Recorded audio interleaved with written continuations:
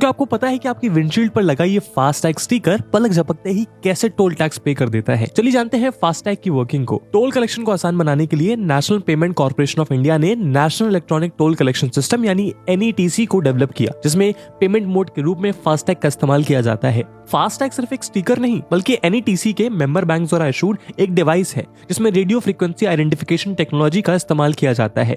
जब गाड़ी toll plaza पहुंचती है तो वहां पर लगे RFID रीडर्स फास्टैग को रीड करके फास्टैग ID और व्हीकल की डिटेल्स कैप्चर करते हैं और एक्वायरिंग बैंक्स को प्रोसेसिंग के लिए भेज देते हैं।